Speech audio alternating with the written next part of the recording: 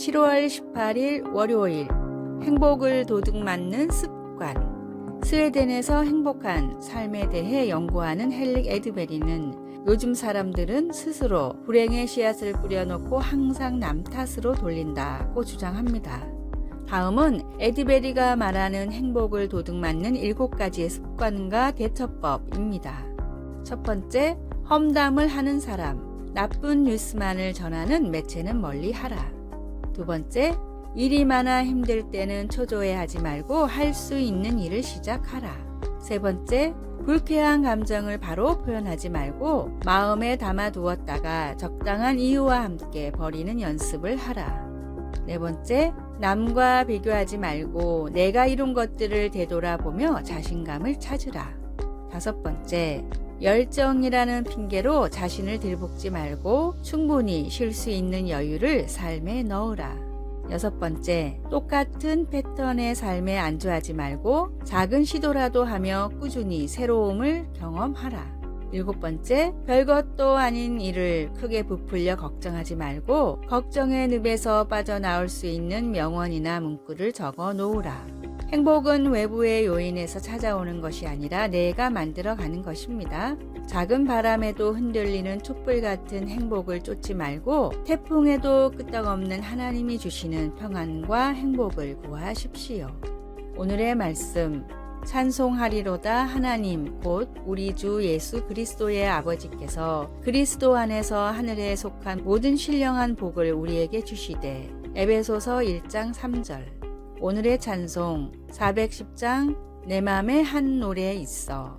오늘의 만나, 예수님과 함께 모든 것을 주신 하나님의 축복을 놓치지 않게 하소서. 일상에 충만한 하나님의 축복을 누리며 진정한 행복을 깨달읍시다.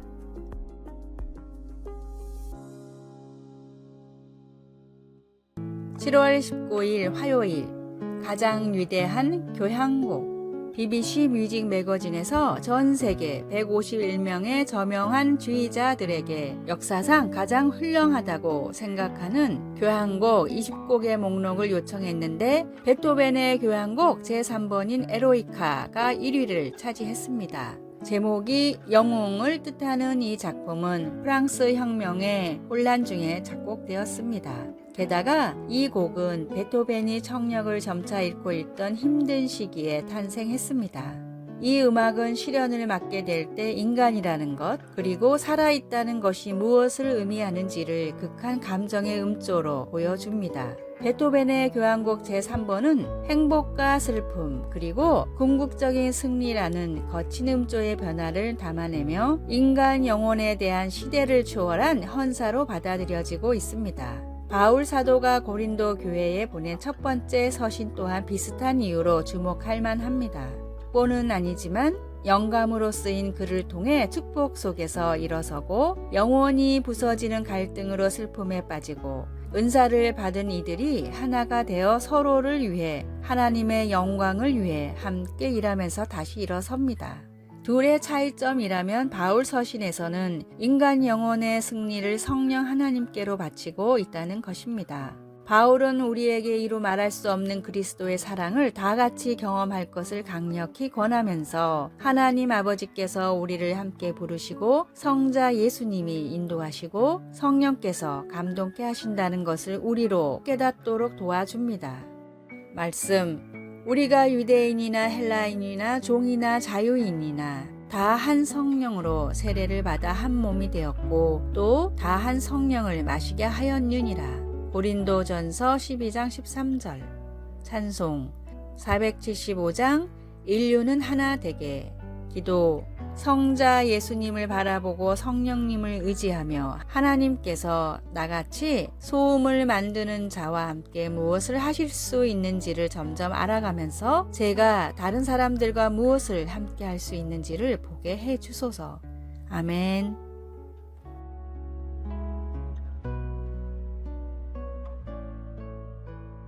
(7월 20일) 수요일, 무릎을 꿇읍시다.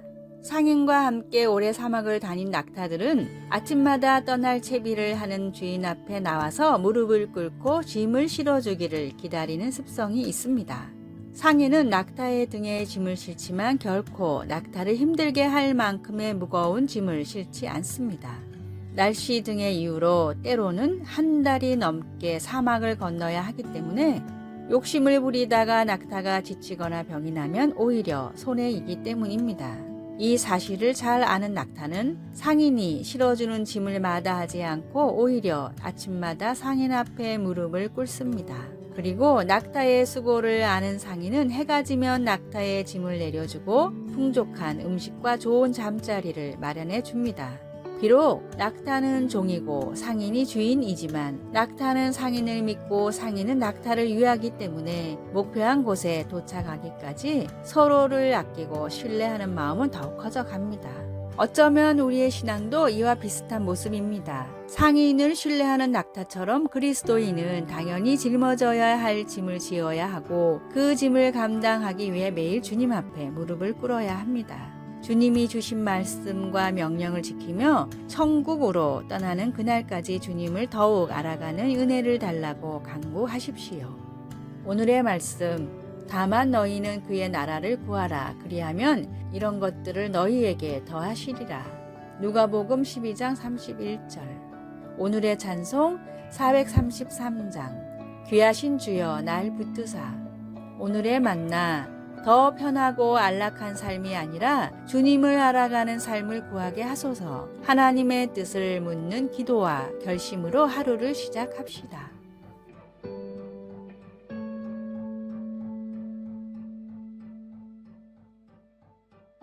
(7월 21일) 목요일, 우리를 안고 가시는 하나님. 2019년 바하마 역사상 최악의 자연재해였던 극심한 비바람과 홍수를 동반한 허리케인 도리안이 바하마의 여러 섬들을 덮쳤습니다.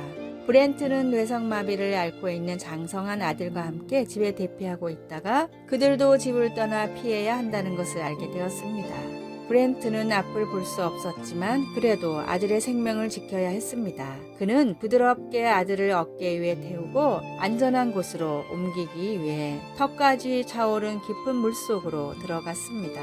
엄청난 장애물을 맞닥뜨린 육신의 아버지도 아들을 돕기 위해 이처럼 애를 쓰는데 하물며 우리 하나님 아버지께서는 그분의 자녀들을 얼마나 많이 염려하시는지 생각해 보십시오. 구약에서 모세는 하나님의 백성들이 믿음이 흔들리는 위기에 처했을 때 하나님이 그들을 어떻게 옮기셨는지 떠올렸습니다. 그는 하나님께서 광야 가운데 먹을 것과 물을 주셨고 대적들과 싸우셨으며 구름 기둥과 불 기둥으로 인도하셨던 것을 이스라엘 백성들에게 상기시켜 주었습니다.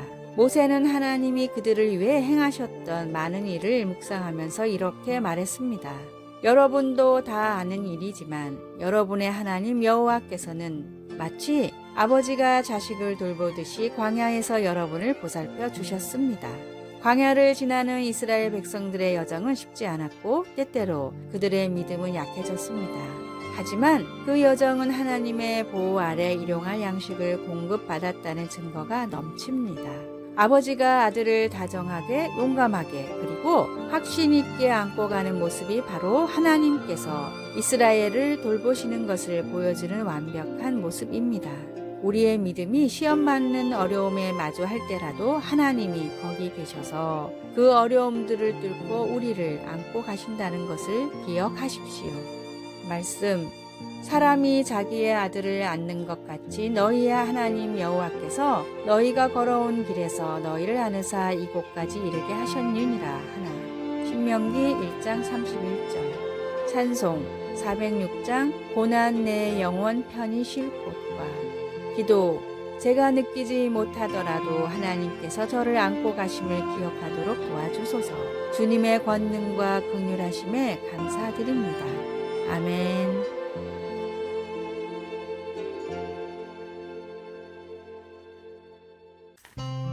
7월 22일 금요일. 저의 마음은 그 어떤 벌을 받은 것보다 무거웠습니다. 중학교 1학년 때 감자라는 별명을 가진 친구가 있었습니다. 생김새는 물론 만만한 성격이 감자 이미지와 비슷했고 무엇보다 그 친구의 부모님이 농사를 짓기 때문이었습니다. 감자는 자신의 별명을 싫어했습니다.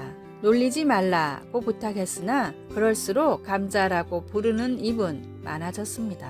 하루는 감자와 함께 수업을 듣게 되었습니다. 평소 감자와 친하지 않았지만 저는 다른 아이들처럼 감자를 놀리고 도망가는 일을 반복했습니다. 순간 감자가 울음을 터뜨리더니 제 멱살을 잡았습니다. 저를 비롯한 아이들은 당황했고 이 일은 금세 담임 선생님 귀에 들어갔습니다. 감자를 놀려서 미안한 마음, 담임 선생님께서 모범생인 제게 실망할까봐 불안한 마음, 아이들 앞에서 멱살 잡혔다는 창피한 마음이 수업 내내 저를 감쌌습니다. 수업이 끝나고 담임 선생님은 우리를 불러 어떻게 된 일인지 상황을 물으셨습니다. 그때 저는 평생 후회할 말을 내뱉고 말았습니다. 저만 그런 것이 아니에요. 다들 감자라고 부르는데 괜히 얘가 최악의 변명이었습니다. 그런데 이어진 감자의 말이 놀라웠습니다. 모두 저를 감자라고 불러서 얘도 그랬을 거예요. 친구야, 갑자기 화내서 미안해. 도리어 자신의 행동을 사과하는 감자의 모습에 선생님은 우리를 화해시키고 일을 마무리 지었습니다. 그러나 저의 마음은 그 어떤 벌을 받은 것보다 무거웠습니다. 이후 저는 감자와 조금 친해져서 이름을 부르는 사이가 되었지만 마음속의 말은 전하지 못했습니다. 친구야, 미안해. 여호와께서는 높이 계셔도 낮은 자를 굽어 살피시며 멀리서도 교만한 자를 아심이니이다.